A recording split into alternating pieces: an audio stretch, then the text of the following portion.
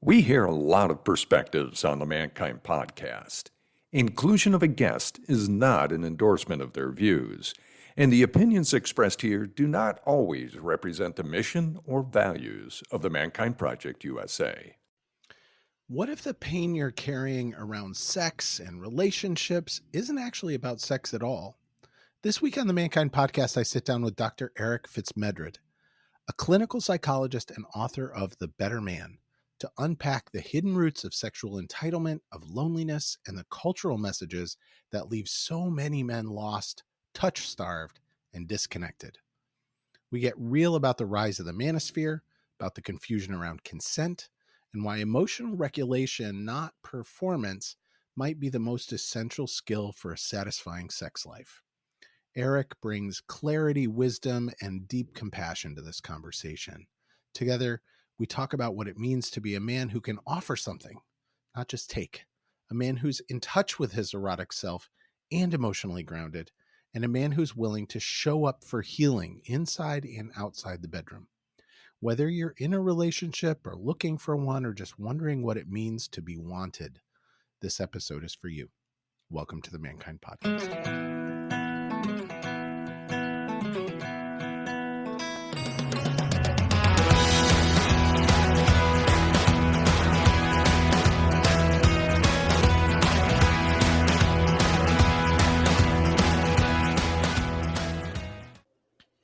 Hey, everybody, it's Boysen. Welcome back to the Mankind Podcast, the show where we set out to prove week on week that there is indeed more than one way to be a man. Today, I get the opportunity to sit down with somebody who I haven't known that long, but I've had some really powerful, intimate interactions with in big open rooms and conference spaces where it was like, wow, this is really cool. Who is this dude? This is Dr. Eric FitzMedrud. And Eric and I met in person for the first time just a couple of months ago at the Big Tent Summit. I've interviewed a bunch of folks from the Big Tent Summit, and he and I made a really nice connection there. And I didn't know anything about who he was. But now I'm going to share some of this stuff with you. So first of all, Eric, say hello. Hi. Glad to be here. Thank you for having me. Welcome. Thank you for being here. So Dr. Eric FitzMedrud is a therapist specializing in relationship and sexual issues in the San Francisco Bay Area. His specialty is helping men improve their sex lives by learning to regulate their emotions, removing sexual entitlement. We're going to have to define that one, and honing their sexual consent and negotiation skills. FitzMedrud is a member of the American Association of Sexuality Educators, Counselors, and Therapists. He's an award-winning author of The Better Man, A Guide to Consent, Stronger Relationships, and Hotter Sex. He's been published in academic works, an academic journal. He's spoken at multiple conferences, trained therapists, and taught many graduate courses in psychology. FitzMedrud has a PhD in clinical psychology. He is polyamorous and bisexual and lives with his wife of 25 years and his life partner of 8 years in San Francisco's East Bay. There's a lot just in your bio that introduces frames for conversation. But I think that I'm going to start with a question that has been popping up for me. There's research coming out just in the last couple of months that is saying that young people are having way less sex than we have in the past. And like avoiding. So not only is like marriage is getting pushed later and later in life, but now even younger people are avoiding entering into relationships. What's the landscape look like from the seat that you're in for modern dating, relating, and sexuality? Yeah, I think that it's complicated. The statistics that you're talking about, I think there's a lot of alarmism about it. And I always like to soften that a little bit because large population data about behavior often has a lot of different possible causes. And I think that one of those is young people being more careful and selective about their sexual activity and their sexual partnerships, using consent practices more, being a little bit less impulsive, being a little bit more conscious, those causes are nothing to be alarmed about. And I think that there are other causes too: social pressures, increased work, increased financial pressure, increased social isolation in general. And those are causes of concern. So I think there's a lot of barrier right now in general in making and maintaining connection. And sex is one of the consequences of that. Thank you. I love, yes, large population statistics can often be twisted and used in just about any way we want. And yes, that is it. It was very alarmist. Yeah. Like kids aren't even having sex these days, and the house is on fire, all of that kind of stuff. Is there anything out there that worries you kind of next door to that and along with that around digital digital sex and digital sex lives and digital relationship and all of those kind of pieces? Like, is there anything that you're seeing that you're like, oh, that's really good, that's a good sign, or that's worrying, that I don't like that? I think that the biggest is the kind of increased isolation bubbles of our media, where we aren't consuming the same material at all. And we can increasingly choose material that satisfies and confirms our own biases, including maybe especially the potential for AI to contribute to that, so that we only experience what's comfortable for us. And I think that whether it's community or intimate friendships or intimate emotional, relational, and sexual relationships, one of the great things that forces us to grow is the unexpected and something that challenges us. And being able to be comfortable doesn't always support that capacity for growth. That's really great. Yes, I love it. We have the ability in some ways these days to completely put ourselves in a bubble and only absorb things that we want to be absorbing and protect ourselves from anything else. But what I hear under that is like, what's the point in that? Like, that's kind of not what this human thing is about on some Yeah. level. Yeah. So back into relationship and back into building healthy frameworks for relating. I think I want to go into this podcast saying, okay, we're all out here, we're all in different sorts of relationships. From your position as a therapist and from your position as an ASEX certified guy, let's talk about like building healthy relationships. What is sexual entitlement? What is, consent 101? What is consent 401? Yeah. Minor correction: ASIC member, not ASIC certified. Thank you. Yeah, no worries. And then let me start with sexual entitlement. I think when we come to relationships without a multidimensional experience of our own humanity already on board, without friendships, without platonic touch, without community relationships that help confirm the value that we bring as a person, our human experience, our identity, our contributions to the world, and then we step into relationship, there's a lot of emotional and relational hunger that we bring into romantic and sexual relationship. And if we've closed off for some reasons those other ways of relating, with the idea that the one place I'm allowed to be intimate, to be vulnerable, to be sexual, to experience pleasure is in our romantic relationship, then that hunger will drive this assumption that it is my partner's job to fulfill all of my hunger for human relationship.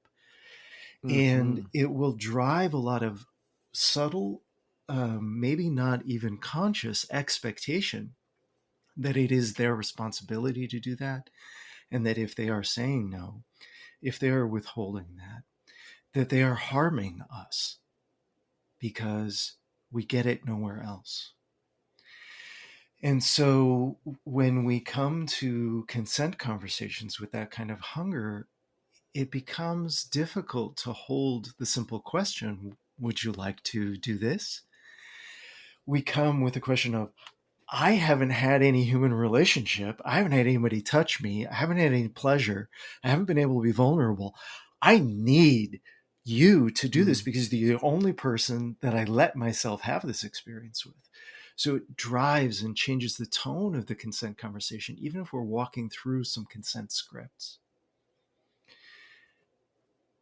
So to me, that's a little bit of the 101 human relating, is that we need a broad range of human relationships that confirm our identity and our value so that we can get to the 401 of regulating our emotions, listening and attuning with our partner, and having consent conversations that are mutually beneficial for both partners' pleasures. There's so many directions to go there. Yes. Need versus partnership, right? There's kind of a, from that first position, from that, like, I don't have a whole lot of other experience in these kinds of relationships. I'm driven by need. I'm driven by desire to consume, right? There's kind of a consumptive aspect or commoditization of sex and relationship and connection there, rather than partnership, rather than I'm a whole being bringing a whole being into a conversation. Yeah, it's the difference between, showing up at a dinner with food that you made and 2 meals already under your belt that day, and showing up with a dish that you brought too, right? This is what I've brought to offer. This is my contribution here. Would you like some? That's a very different conversation than, I haven't eaten in 3 days. I didn't bring a plate of my own. I don't have anything that I'm aware of that I'm offering you, but damn, I'm hungry. And I also really often like to just zoom in on need, right? We have a need for human connection. Yes. We do seem to have a need for our emotional well-being, for some forms of platonic touch. But sex isn't a need. That is, nobody becomes inherently emotionally or physically ill from not having sex. We are capable autonomously of creating our own generative, powerful, satisfying sexual pleasure when we own that sovereign capacity and know really thoroughly how to knock our own socks off. Then that's one of the ways that we can come to our partnered experiences without that base of, I don't have an outlet for this, and I'm really coming with an emptiness inside of me. Thank you. How should folks start to, I'm really thinking, I have the word incel in my head right now. So this kind of idea of involuntary celibacy and young men, and I'm getting outreach into the Mankind Project these days a lot about folks who are really curious about that. And what is all this stuff about? What is this manosphere thing? What is this incel thing? And need, and then social isolation, you said, lack of friendships, you said, lack of platonic touch, you said. And when you were just saying about, like, we have the ability to knock our own socks off, but there's still something. I remember the loneliness of my early 20s, and there was like a pain that was associated with that kind of disconnection. So there's speak to that pain. Yeah. I mean, I think I'd want to go in with you if you were introducing your own experience. Like, how was your the friendship dimension of your life? How was the community engagement aspect of your life? How was your ability to really pleasure yourself in emotionally, physically satisfying way that felt like I can make love to myself. And sure, we can't, even with all of those buckets filled. I guess I'm gonna start with the assumption that that is true. We can have the feeling of like, I have love to give. I have a desire to be connected to another person. This is an important aspect of what I think a fulfilled life for me would look like. But again, I just want to return to this idea that the unfulfilled desire can end up feeling very different than the pain of absence and loneliness when we have those three buckets filled of friendship, community, and deeply emotionally solo sexual satisfaction. Yeah, I didn't have any of those things.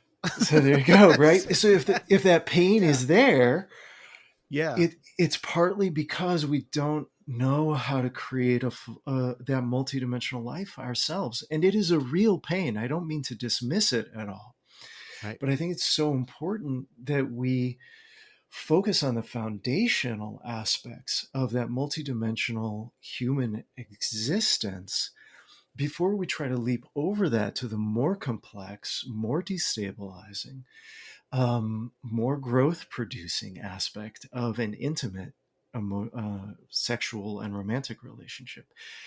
Those kinds of relationships are built on our ability to hold our friend when they're crying over the death of a parent. They are built on our ability to be vulnerable and to share with another person. I've been really lonely lately, and I'd really like to have some people over. Would you like to come over sometime this week? It'd be really nice for me to have a guest in my home instead of being alone. When we have those foundational capacities and skills that we build in community through volunteering or through showing up to a community event, it is easier for us to bring those skills and those capacities to our romantic and sexual relationship. It's important for us to focus on that foundation first. That's all so good. There is a binary that kind of emerges for me, reflecting on my own experience and kind of reflecting on what I'm reading. Like in that time in my life, I did not have a sense of, I guess I had a sense of I've got some things to offer, but I didn't have a deep sense of I really have something to share. Yeah.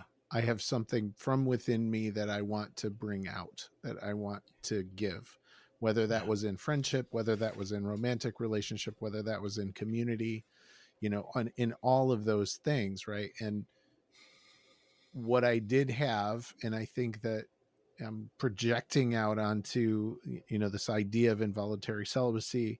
What I did have was a kind of insatiable need to be validated. And this, I think, is where men's work comes in so much as a gift and an opportunity for us, right? So when you engage in a community of men doing this work, you can get the validation for whatever your gifts might be, right? Whether you're the guy at the campfire who's set up the fire, or who's playing the guitar, or who made the meal, or who remembered to bring the s'mores and the roasting sticks, right? There's a gift in that community that every man can bring, that every man can validate, and we can begin filling each other up with the confirmation, hey, you're important here. Hey, we missed you. Where are you? We can begin providing some of that platonic touch with each other. The hug when we greet, the hug when we depart, the arm around each other when we're sharing something hard. That helps fill up our capacity, our confidence that we have something to offer, the confidence that we are of value. And then when we come to a dating process, whether we're dating men, women, or people of any other gender, we already have a foundation of like, yeah, I have something to give here. For the right person, someone will appreciate what those gifts are. They won't be for everyone, but they are of value. Thank you. Yeah. we'll go into how do we begin with that, but I think that's really beautiful. And I'm just reminded, like, just in the last couple of days, Johnny, our friend Johnny from Hey Brother Co, Yeah. right, was presenting a piece around this. He was talking about this deep lack of touch and deep lack of connection and deep lack of like men like lifting one another up, words of affirmation and validation and seeing one another and doing all that. And then another influencer out there, Professor Neil, picked up on that and expanded on it. So I think that's like a really present thing in the culture right now is Right.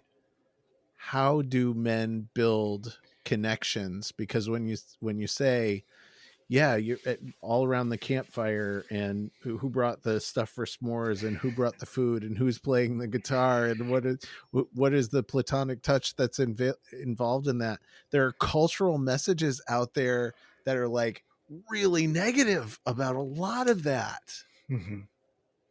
that try and keep us isolated. Well, and I think that's part of the story historically and culturally of how acceptable masculinity keeps shrinking, right? There used to Yes. be models of male friendship that were acceptable and normalized. I mean, we can look at just the Lord of the Rings, right? The tenderness conveyed in the books and that is portrayed in the movies it looks radical because the ideas of what acceptable masculinity have been shrinking so much so that art and song and poetry and gentleness and tenderness have come to be outside of what's considered masculine, acceptable masculinity. But if we go back to the campfire, right? Mm-hmm. The idea of cooking and tending the fire and playing music and singing songs, just that act of getting together, that used to be exactly what was considered masculine. Why are we narrowing that so much and abdicating all of these beautiful things to other genders? They belong also to us, and we can do it probably in uniquely masculine ways. I also just wanted to touch on, I think one of the gifts that men's work has for men is this process of bringing us together, of validating our pain, recognizing the loneliness that we've experienced. In some ways, that is also a part of how the manosphere functions. But the key distinction between functional men's work and the manosphere processes of, incels and things like that, the key difference is that in generative men's work, we look to improve and lift each other up. We look to help each other make the changes that make our lives more functional. Whereas in manosphere groups, incels, and the others, they look to blame somebody else for their problem and they nurse their wounds in disgruntlement with each other. And it creates increased social isolation, which they then continue to lament and blame. It heals no wounds, it only exacerbates pain. What's up, everyone? Brandon here. And, I grew up thinking hustle was the only way. I had to push through, grind, burn myself out, rinse and repeat. But now I know better. These days I'm chasing flow, that steady energy, sharp mind, calm focus. That's why I start every morning with Magic Mind. It's not an energy drink. It is a mental performance shot built to keep me level and productive all day. No crash. You can get your hands on Magic Mind when you go to magicmind.com/mankind50 and use code mankind50 for up to 48% off. When you support our sponsors, you support our show, and trust me, you will not regret it when you get your hands on this stuff. I just thought of this. We're talking about the difference between a culture of grievance versus a culture of gratitude. Yes, and not to be confused in that culture of gratitude that there's room for grieving and for releasing the pain. Grace, gratitude, grieving, Yeah. growth, Yeah. all of these kinds of things, right? That, but yeah, that's what I get to witness. That's what we get to witness in doing men's work and being in men's community is like, yeah, I'm not here to reinforce your grievance. Yeah. I'm not here to give you more justifications for why, Every so and bad so thing in needs to your be life is someone punished, or else's fault. yeah, how your life Yeah. is somebody else's fault. I'm here to offer you an opportunity to see how you might make choices for your own life despite everything else. And oh, by the way, you're going to be seen and heard and validated and have a place to belong and have a place to feel connected. Yeah. Right. Yeah. If you're willing to be responsible, because at some point, if you're in this, I've seen this happen in men's work too, right? Like at some point, if a man is unwilling or unable to claim a basic ownership of their choices and their beliefs and how they are in the world, like the the container is no longer going to hold. It's not going to hold for them. Right. Because taking that responsibility, owning your unique gifts and flaws, and allowing a community to witness both. And we're back to talking about the foundational skills that create the capacity to engage.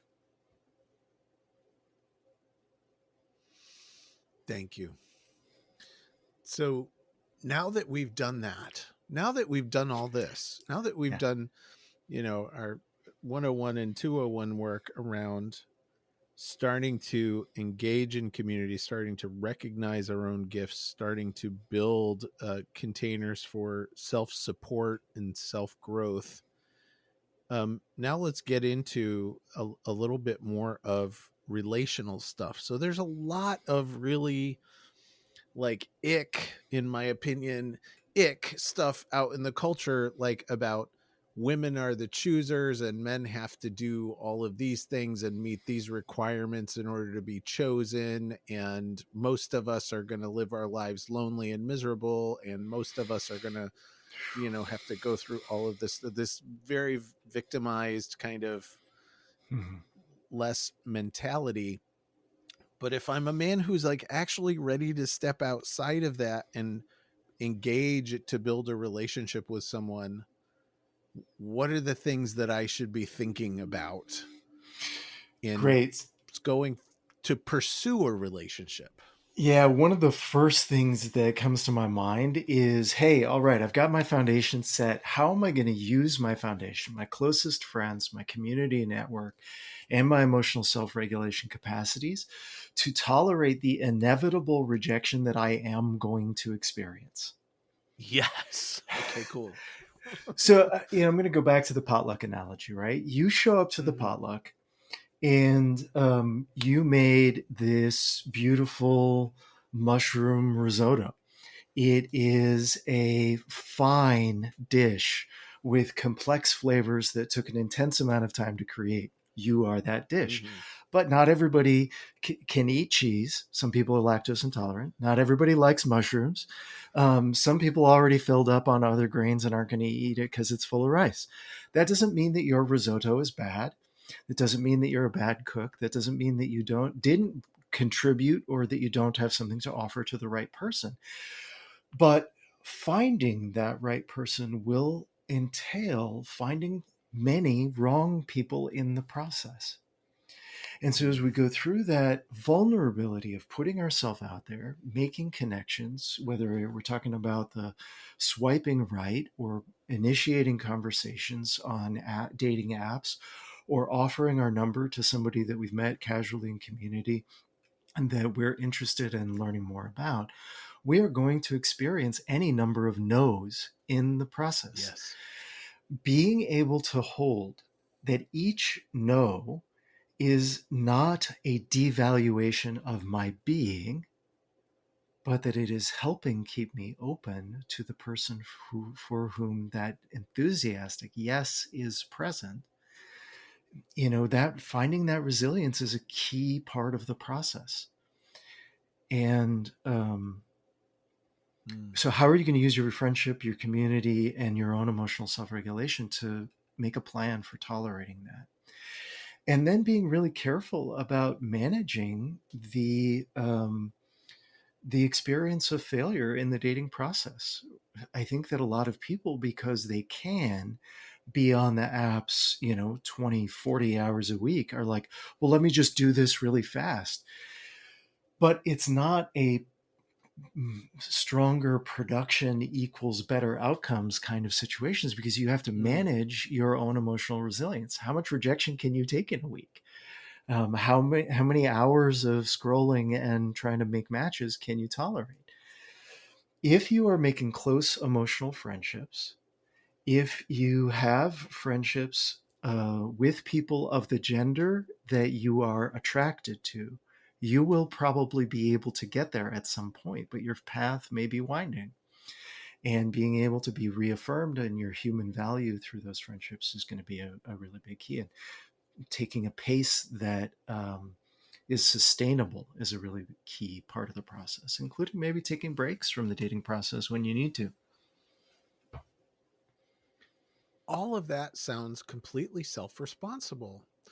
And right, it's easy for me to project that being in that process. Now, screw emotional resilience. I want to blame somebody and get mad. I want to get bitter about it. And then every rejection just becomes another justification for my deepening bitterness over time. Sure. And then that creates that process where the first moment of a potential disconnect in the chat on that dating app becomes the moment when you say, oh, well, you're just another person who da da da. And then you really close down exactly that option, and you create this self-confirming bias where just because there's a moment of inquiry or scrutiny around some aspect, now you're the one who's rejecting the possibility. Whereas, again, having a little bit of that resilience to, oh, this is important to you. You're asking me, tell me about your career. It sounds like you're not working right now. What's going on with that? It gives you the opportunity to say, hey, I can understand why a person would have that value. And I am vulnerable about what's going on in my career right now. And I can actually be emotionally open to validate the person's concern and share my vulnerability and acknowledge that it's rough for everyone out there financially and career-wise right now. And I may still be able to create and maintain a connection despite the fact that some scrutiny about something that I'm vulnerable has come up here.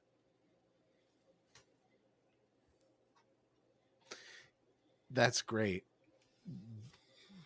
I've seen a lot of examples of that kind of the opposite of the kind of generative and responsible responding that you're pointing to there in chat, where it's like text exchange, and then at the hint of any kind of rejection, any kind of no, there's like a hair trigger that goes off. Yeah.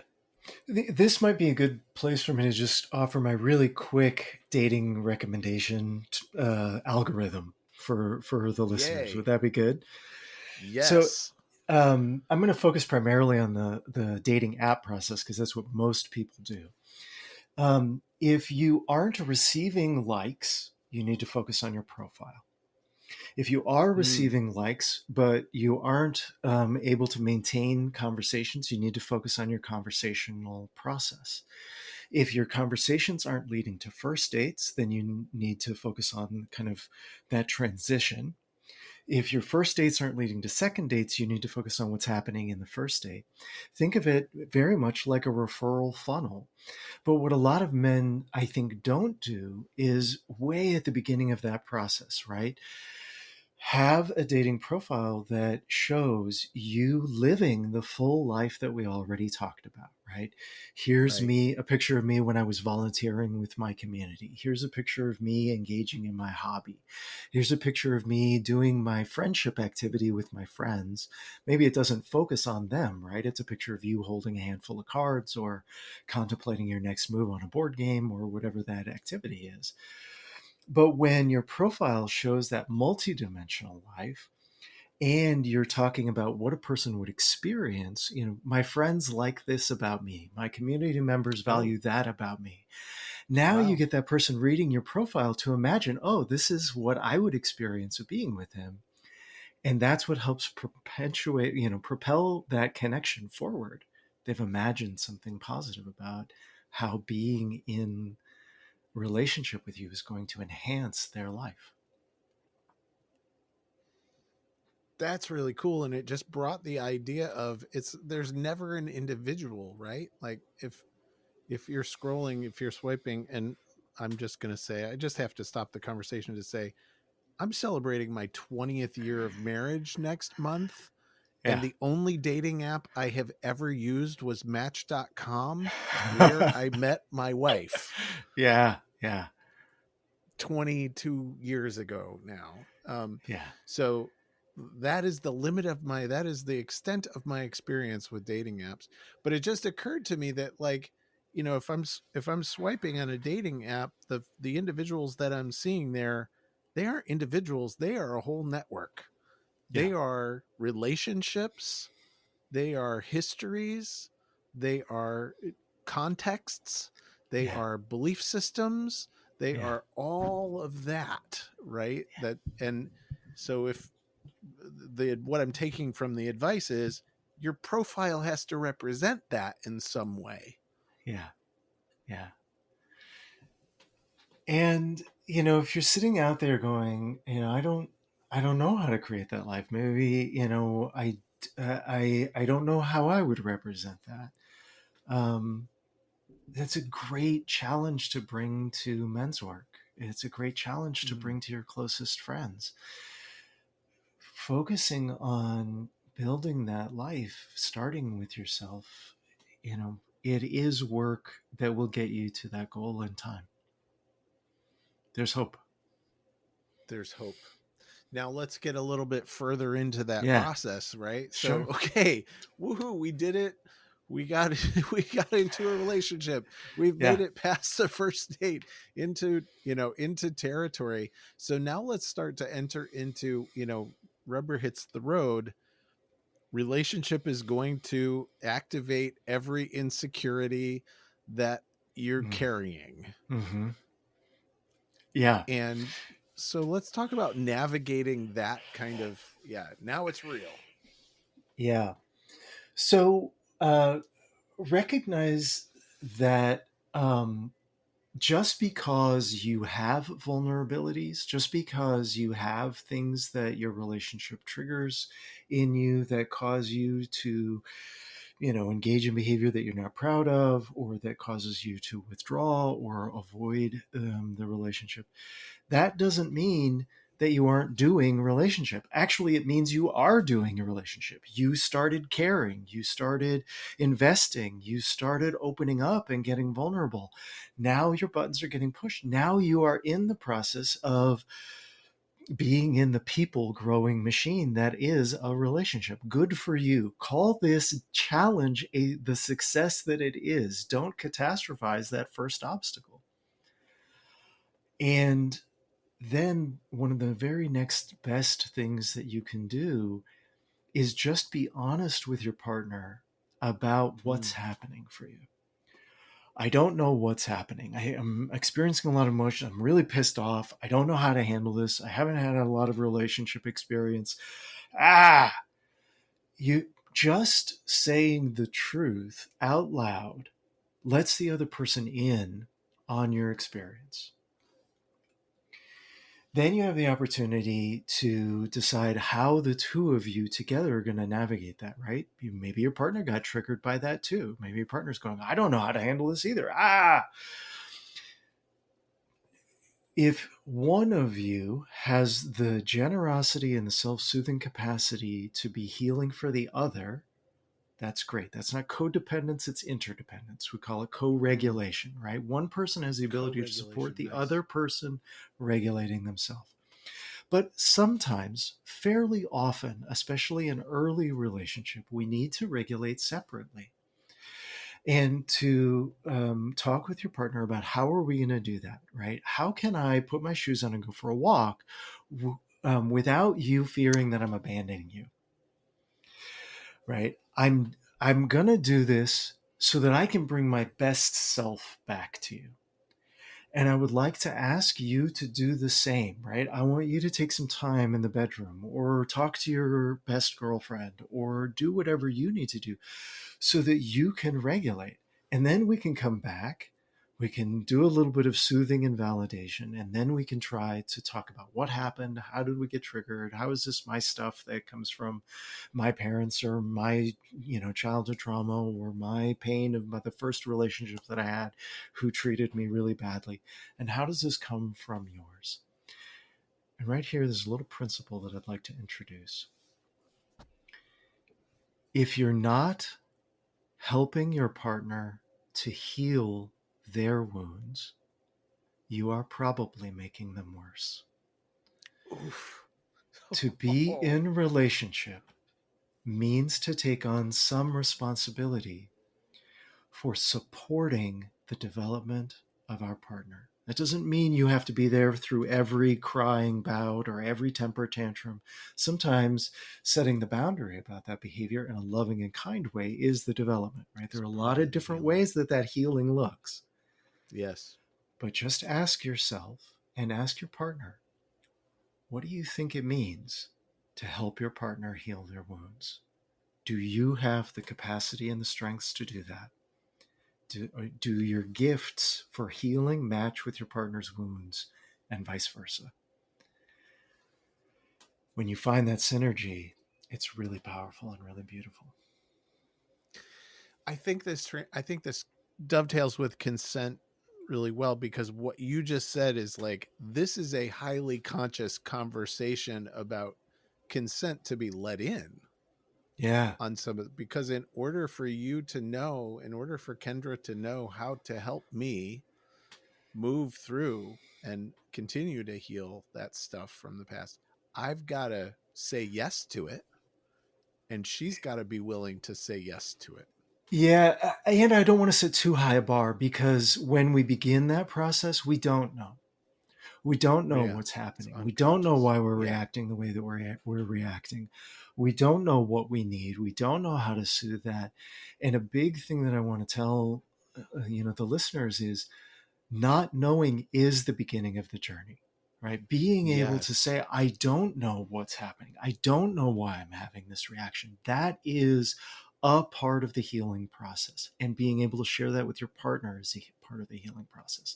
It is okay to begin with not understanding yourself, and over time your relationship will give you enough opportunities to experience and re-experience some of the same triggers, so you'll start to map your emotional life and the interconnection between your partner's needs, your reactions to each other, and what heals that.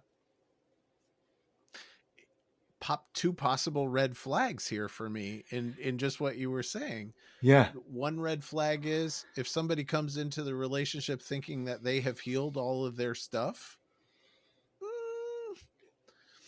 Yeah. No, they're probably there's a stuff that they're still unaware of, right? That'll come into the relationship, or vice versa. The other red flag is like I have the expectation that whoever I get with is healed. Like they've dealt with their stuff. Yeah. And look, you could, in theory, get somebody who has mapped, their trauma systems. And one of the ways that I think about it is trauma healing is iterative. We go through the same processes of encountering, being destabilized, learning, desensitizing, and integrating our traumatic material in different ways at different developmental stages, right? I did a bunch of trauma healing before I had kids. When my kids hit the ages at which I was traumatized, I had to go through a whole new level of healing my trauma. When my oldest hit that age, when my youngest hit that age, and for different reasons because of how they showed up in the world. And so to say that I am healing or I have done healing is never to say that I am done healing. Yes. Yeah. I am in the work is great. That's all we can do is begin and then keep going forever. So that sounds really beautiful. And I don't know as the starting place. Yeah. Yeah. I'm in the work as a Yeah. place to keep going.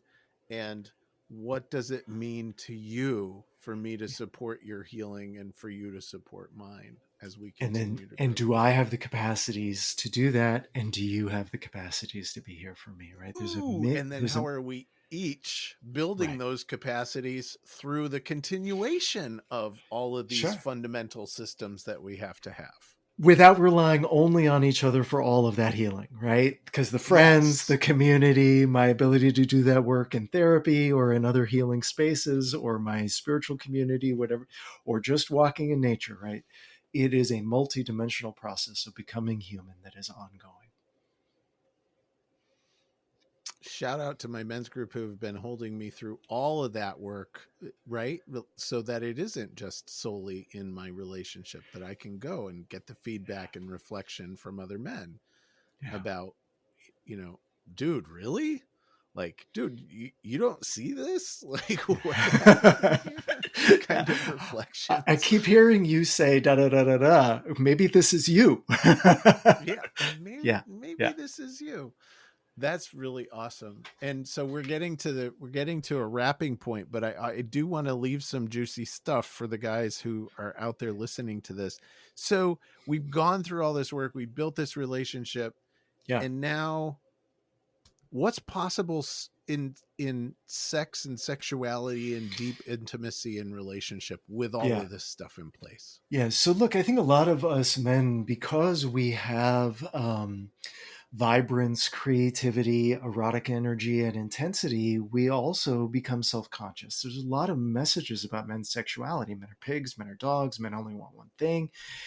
And when we both have a vibrant and intense erotic inner map, and also we want to be good men, one of the common things that we do is that we try to hide or titrate out a little bit at a time with our partners some aspect of our erotic selves. All of the tools that we've been talking about, healing traumas, becoming vulnerable, sharing and learning about our emotional lives, also applies 100% to our erotic lives, right? What happens when we shift from I'm kind of ashamed of these things that really, really turn me on to, hey, for the right person, this stuff that really turns me on is really going to turn you on. Or maybe challenge you to encounter the narrow limits of your erotic life and to overcome some of the shame that was brought in. Like, hey, let's do this. We could have so much fun. I find you so sexy. I would love to have a lifetime of joyful, sensual, sexual experience with you. Please come join me, right? Again, it's what I brought to the relationship as a gift instead of me being ashamed of what I'm asking for or what turns me on. So when we make that shift, the consent conversation becomes, I want to give you pleasure. How do you like to receive it? Instead of, I really need this. Would you please be willing to give it to me? And then we move into mutually shared pleasure, swinging from the chandeliers, and who knows what we can discover with our partners when we engage that way that we might not have even been aware of ourselves. Eric, how should people come find you? Yeah, I'm available on social media at Dr. Eric Fitz, DrEricFitz. And you can also find my website, drericfitz.com. Eric, this has been really, really good. I feel buoyed by the conversation. And at some point, let's have you back to talk about even more complex relationship systems. How would that be? That sounds great. I would love that conversation. Thank you for having me. So go find Dr. Eric Fitz on social media and keep listening to the Mankind Podcast. Thanks for being here. This has been the Mankind Podcast, produced in association with the Mankind Project USA. And of course, I want to thank you, the listener, because through your attention and your support, you make it a heck of a lot easier for us to let men out there in the world know that they are not alone and that there is more than one way to be a man. And if you've been enjoying the music throughout this episode and all of our episodes, check out Jim, Donovan, and the Sun King Warriors. I have links to them in the show notes. Now, the fee for this episode is simple. If you found gold and insights that you believe could benefit your loved ones and those you care about, be sure to share it with them. And of course, remember that life doesn't happen to us, it happens for us, so long as we rip the pen out of fate's hand and become the author of our own story. So my friend, pick up the pen and we'll see you next week. Lots of love.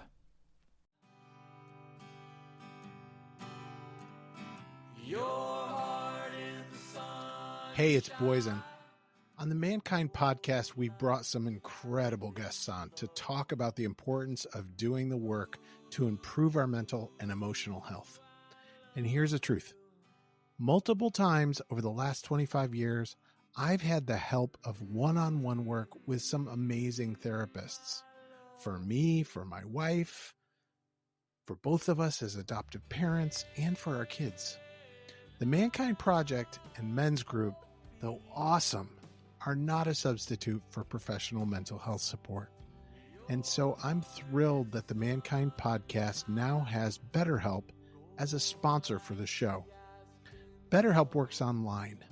It asks you what you're working on and then matches you for live one-on-one sessions with a licensed therapist, someone trained to work with you, listen, and offer helpful insights. I'm using BetterHelp.